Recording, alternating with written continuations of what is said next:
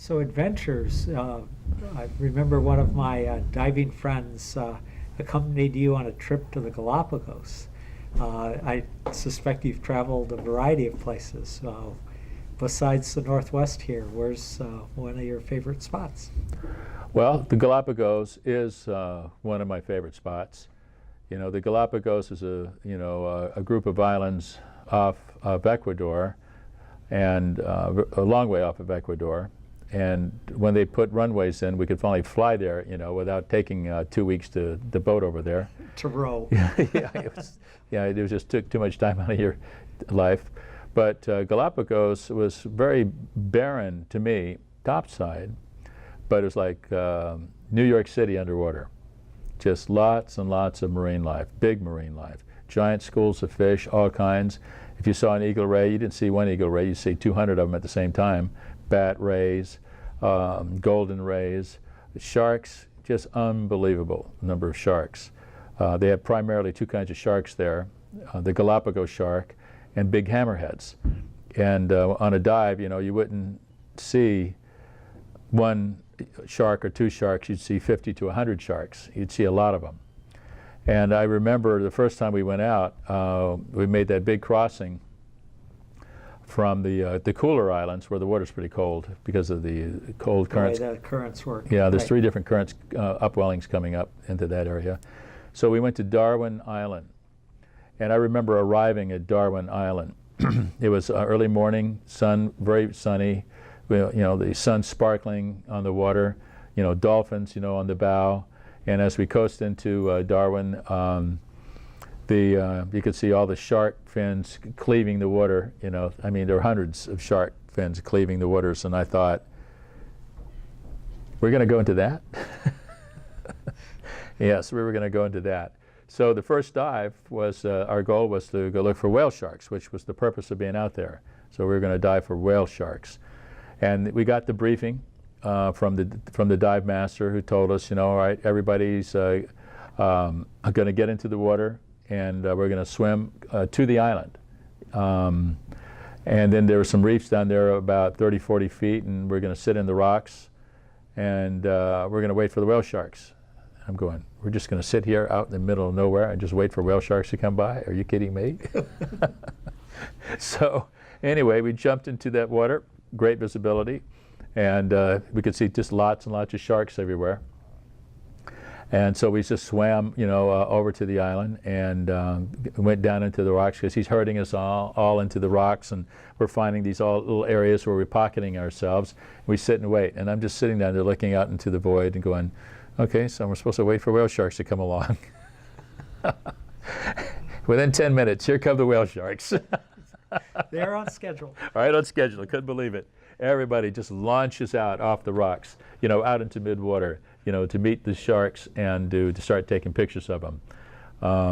So that was a pretty exciting dive. And toward the end of the dive, if you can envision this, there was a big, I would call it big mama whale shark with a smaller, baby calf, whale shark, and another whale shark, which could have been, who knows, but there's 3 of them, of 3 different sizes. They look like a family, and then the hammerhead and Galapagos sharks all over the place, hundreds of them. And then a school of dolphins, coming through between the sharks, all the sun rays coming through the water. You ran out of film. I did get a picture of it. I got to find it, though. I have to restore that picture. Yeah. It sounds really neat. It was a pretty exciting dive. So that's, when I say it's New York City, you meant it. I meant it. It's just action, action, action down there with big animals. Neat. So, and the other great place I've been to is the Red Sea. Uh-huh. The Red Sea is a very unique area. It's actually, very narrow because it's part of the East African Rift. So that's where 2 tectonic plates are splitting apart, drifting apart, kind of splitting the Earth. And the Middle East experience, with the Arabs and their culture and camels and all of that is pretty interesting, in that land. And of course, diving in the Red Sea, it's part of the Indian Ocean, and it's very clear. different kinds of marine life, and it's pretty exciting diving there too. So I always enjoy going back there, even though I haven't been back there in a while because of the political problems that they have Right, back there. yeah, you need to stay safe. Yeah, So, yeah. So we've stopped going to the Red Sea. So those are probably two of my favorites, you know, besides the Northwest and British Columbia. Right, So, right. so a lot of times I'll try to participate in diving expeditions, projects. Uh-huh. One of the Red Sea projects, and a lot of people don't know this because we kind of kept this quiet, you know, in the early days, and that was walking in the footsteps of Moses. And so there was an expedition that was put together in the late 80s, and there was a man by the name of Dick Ewing, who has since passed away, that put this expedition together, and he wanted to retrace the footsteps of Moses in the Exodus and find the area where the Red Sea crossing was. And he was buying equipment from me to outfit the expedition. And so it didn't take very long before he realized that, you know, I knew a lot about, you know, diving and equipment and photography, and these are all areas he needed a little help in. Right. And so all of a sudden one day he said, Harry, you know, I could really use a guy like you on this expedition. You know, would you consider joining us? And I went, you know, diving in the Red Sea? Of course. Sure. Yeah. So he Keep me away. invited me to an organizational meeting in Portland, Oregon, and met the rest of the group. And we started getting organized. And so I went to, right after that meeting, I went to DEMA, and I told him I would look into a few things, you know, for him, and discovered that he had chartered an Israeli flagged boat that was going to be diving in the Straits of Tiran in the Red Sea off of the Sinai. And that is a restricted area for Israeli boats. They can go through it, but they just can't stop. So we had an immediate problem because everybody had airline tickets, you know, equipment was being air freighted over there. I don't even know how many cases of equipment we it was over there. It was a huge project.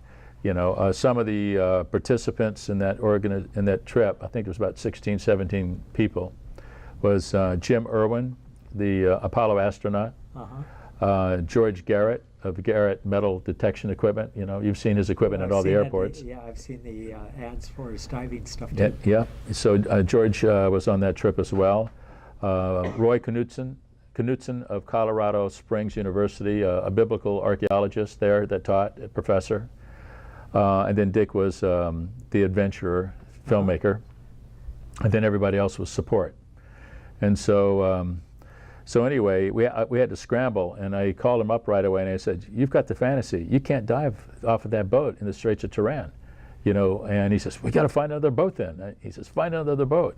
So I went to the Egyptians and talked to them about the problem, and they found me a boat.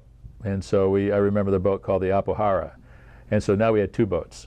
And so we ended up using the Fantasy as a hotel ship, you know, where we would come back, and that's where we would eat, and that's where we would, you know, sleep and organize and everything. In the Apohara, we would climb on board, and it was more open. You know, it really didn't sleep very many people. And that's the ship that we would take out into the Straits of Tiran and go exploring out there.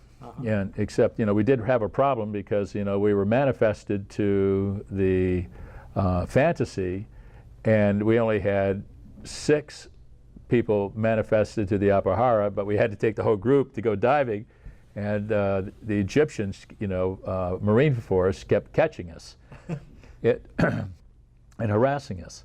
And so we had to play all these kinds of games, and of course you can't really even tell them why you're there. Right. You know, and we had don't want to know. And we had this enormous metal detection equipment that we would lower over the sides, you know, trying to look for the golden chariots, you know. Right.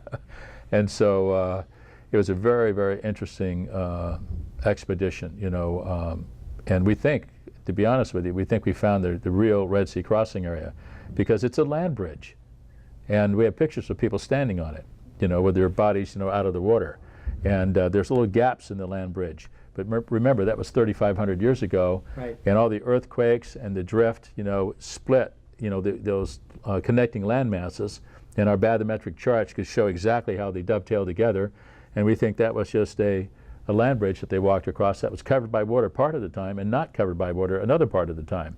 And in windy periods, in high tides, seasonal, right? You Seasonal wind changes. yeah, etc. you could, yeah, and they were steep on each side of that land bridge.